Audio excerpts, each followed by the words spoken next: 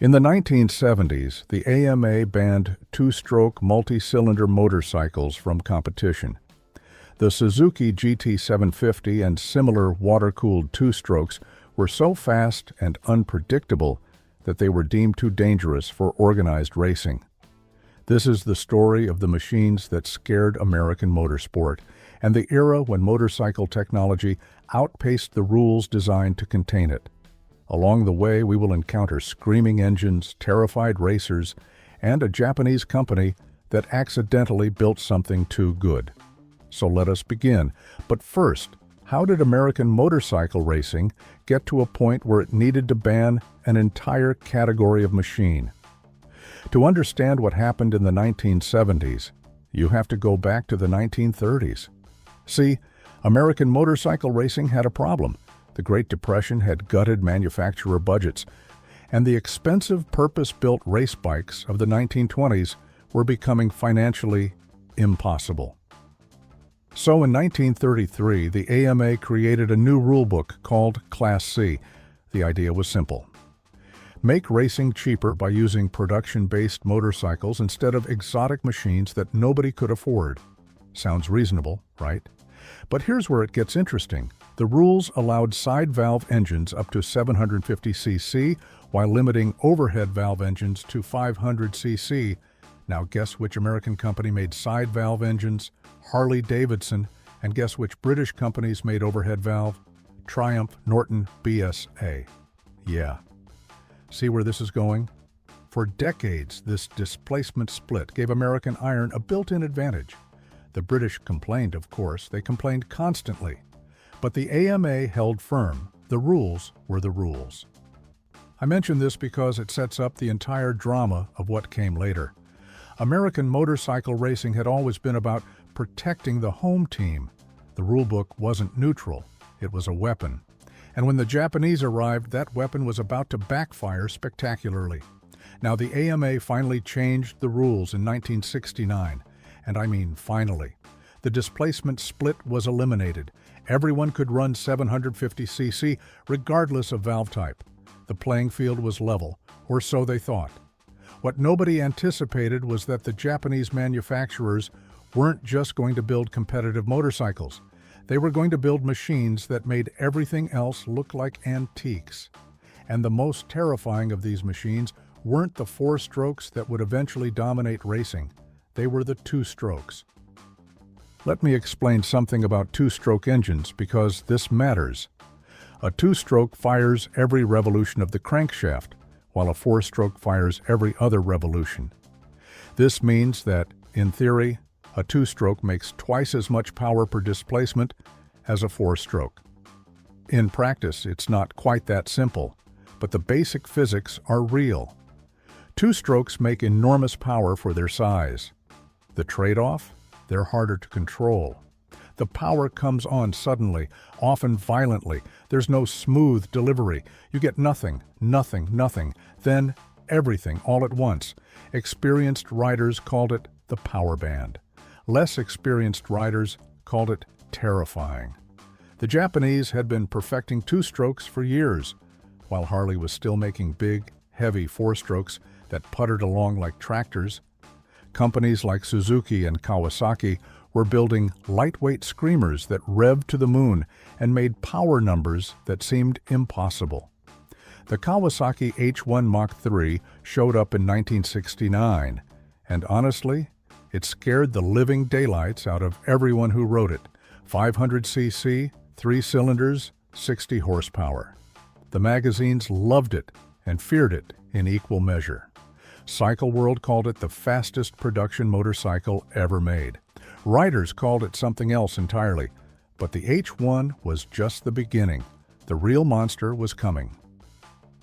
In 1971, Suzuki introduced the GT750, and this thing was different from anything that had come before. First, it was water-cooled. This was almost unheard of for motorcycles at the time. Water cooling meant the engine could run harder, hotter, and longer without cooking itself. It also meant the power delivery was more consistent. The GT750 didn't fade when it got hot. It just kept pulling. Second, it was a 3-cylinder two-stroke displacing 738 cc. The math on this was insane. A two-stroke of that size, properly tuned, could make power that four strokes twice its displacement couldn't match. Third, and this is the part that really matters, it was smooth, relatively speaking. Suzuki's engineers had somehow tamed the wild two-stroke character enough that regular people could ride it without immediately crashing. The GT750 became known as the Water Buffalo, partly because of its water cooling, partly because of its size. It wasn't a small motorcycle, but it was fast, genuinely, terrifyingly fast. The racing world took notice immediately. Now, here's where things get complicated. The GT750 wasn't actually designed as a race bike. Suzuki built it as a sport tourer. It had a comfortable seat. I mean, genuinely comfortable. It had smooth power delivery for highway cruising.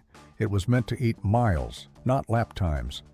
But racers don't care what a manufacturer intended. They look at an engine and ask one question: can this be made faster? The answer, in the case of the GT750, was yes. Emphatically, yes. Privateer teams started modifying GT750s almost immediately. They stripped the touring equipment, fitted racing fairings, stiffened the suspension, and started entering them in production-based racing classes. The results were immediate and devastating. The thing is, the GT750's engine was massively overbuilt for its intended purpose. Suzuki's engineers had designed it to be reliable over hundreds of thousands of touring miles. That meant the internals could handle far more stress than a touring bike would ever see. When racers started pushing the engine harder, it just kept taking it. Meanwhile, Kawasaki wasn't standing still.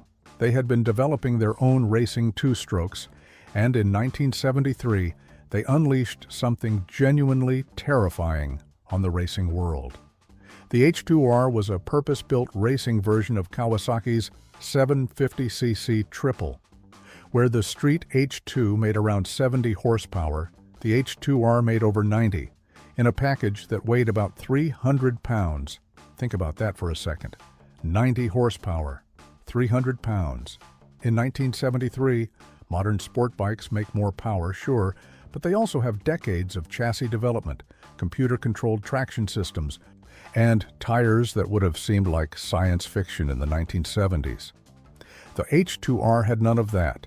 It had a steel frame, bias-ply tires, and drum brakes, and it made 90 horsepower. Riders described the experience in terms that sound more like survival stories than race reports. The power came on like a light switch. One moment you were accelerating normally, the next moment the front wheel was in the air and the rear tire was fighting for traction. The chassis flexed under hard braking, the suspension wallowed through corners, and through it all, that screaming two-stroke triple kept making power. The H2R was fast, blindingly, terrifyingly fast. It set lap records, it won races. It also crashed spectacularly frequently and sometimes fatally. And then Yamaha joined the party. The TZ750 arrived in 1974, and it was essentially two TZ350 racing engines bolted together. 4 cylinders now, still two-stroke, still water-cooled. The power output was somewhere around 120 horsepower in race trim, on a motorcycle that weighed maybe 350 pounds. Let that sink in for a moment. 120 horsepower, 350 pounds. On 1974 tire technology, the TZ750 became legendary, and not entirely in a good way. Kenny Roberts, one of the greatest motorcycle racers of all time, rode a TZ750 at Daytona. He later described it as the most terrifying motorcycle he'd ever ridden, and this was a man who had ridden just about everything. If you've made it this far, you're probably into this kind of stuff. Quick question: where are you watching from? Drop it in the comments. And hey, subscribe if you haven't. We do this every week. All right, here's where things started falling apart. The AMA was watching all of this with growing concern. The two-stroke multi-cylinders were faster than anything else on the track. That much was obvious. But they were also crashing more frequently, and the crashes were more severe. Part of the problem was the power delivery. Four-stroke racers had years of experience managing their machines. The power came on progressively, predictably. You could feel what the rear tire was doing. You had time to react. Two-strokes didn't work that way. The power hit all at once, and when the rear tire broke traction, it broke traction completely. There was no warning, no gradual slide to manage. One moment you were accelerating, the next moment you were sliding down the track on your leathers, watching your motorcycle cartwheel into the barriers. The other problem was the brakes, or rather, the lack of adequate brakes. These motorcycles could accelerate harder than almost anything else on the track, but they couldn't stop any better than their four-stroke competitors. The brake technology simply hadn't caught up with the engine technology. Riders were entering corners far too fast because the motorcycles had too much power, then discovering they couldn't slow down in time. The result was a series of increasingly serious accidents. Riders were getting hurt. Some were getting killed. The racing community was divided. Some riders loved the two strokes. They were pure machines, raw and honest, and riding them well felt like taming something wild. Other riders wanted nothing to do with them. They called them death traps, widowmakers, machines designed by engineers who had never actually had to ride what they built. The AMA found itself in an impossible position. The two-stroke multi-cylinders were technically legal under the existing rules. Banning them would mean changing rules that had been carefully constructed over decades. It would mean admitting that the rule book couldn't keep up with technology.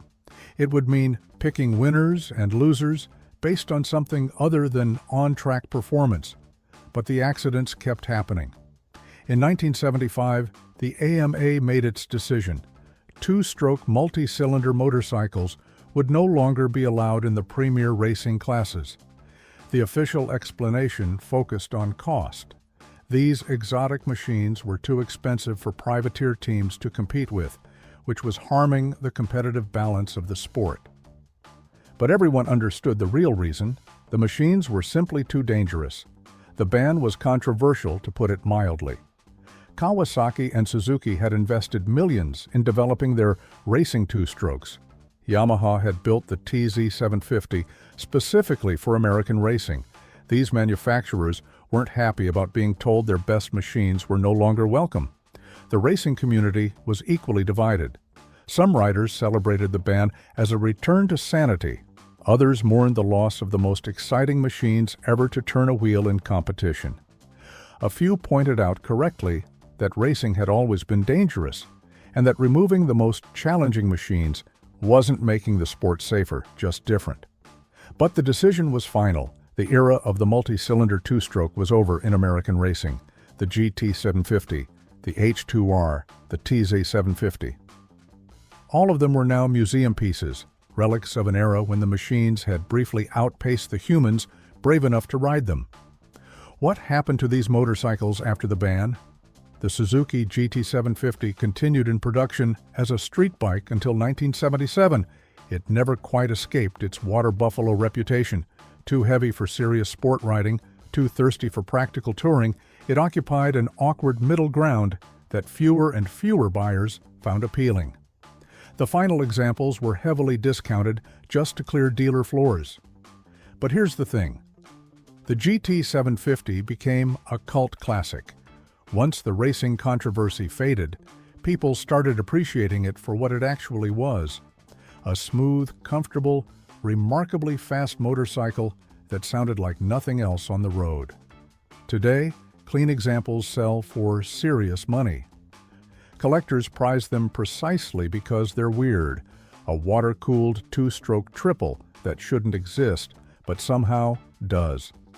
The Kawasaki H2R never had a street version. It was pure racing machinery, and when the racing ended, so did the H2R's reason for existence. A handful survive in private collections, occasionally brought out for vintage racing events where their distinctive scream still turns heads. The Yamaha TZ750 had a longer competitive life outside America. European racing didn't adopt the AMA's ban, and the TZ750 continued winning races well into the late 1970s. Kenny Roberts took one to multiple Grand Prix victories. The machine that was too dangerous for America became a championship winner everywhere else. And what of the AMA itself? The organization found itself in an increasingly difficult position as the 1970s progressed. Japanese manufacturers were dominating every form of motorcycle racing, regardless of what rules the AMA wrote. The two-stroke ban had eliminated one class of machine, but the four-stroke Japanese bikes were proving just as dominant. By the end of the decade, the AMA had essentially accepted the new reality. Japanese motorcycles weren't an invasion to be repelled. They were simply better, and the rulebook couldn't change that. The two-stroke multi-cylinder ban remained in place for years. It wasn't until much later, when four-stroke technology had advanced so far that two-strokes were no longer competitive anyway, that anyone stopped caring about the distinction. By then, the screaming triples and fours of the early 1970s were ancient history. Looking back, the whole episode reveals something interesting about technology and regulation. The AMA's rules had been designed for a particular kind of racing, with particular kinds of machines. When technology evolved faster than the rules could accommodate, the results were spectacular and dangerous. The Japanese manufacturers weren't trying to cause chaos. They were simply building the best motorcycles they knew how to build. The fact that those motorcycles happened to be terrifying to ride and nearly impossible to regulate wasn't their problem. They were engineers, not rule makers.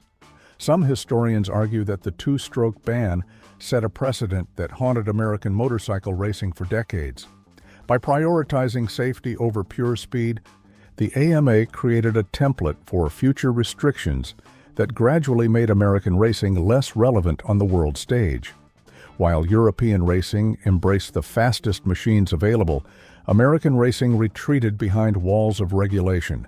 Others argue that the ban saved lives, and that no number of lap records is worth a rider's death. The two-stroke multi-cylinders were genuinely dangerous, more dangerous than anything that came before or after. Banning them wasn't cowardice, it was common sense. The truth, as usual, probably lies somewhere in between. What's undeniable is that for a brief moment in the early 1970s, Japanese engineers built motorcycles that were simply too much. Too fast, too powerful, too demanding for the tracks, the tires, and maybe the riders of the era. The Suzuki GT750, the Kawasaki H2R, the Yamaha TZ750. These machines represented the absolute bleeding edge of what was possible with two-stroke technology. They were magnificent, they were terrifying, and they were banned. Not bad for a bunch of water buffaloes. Anyway, if you enjoyed this one, subscribe for more. Let me know in the comments what you thought. Take care, and I'll see you in the next one.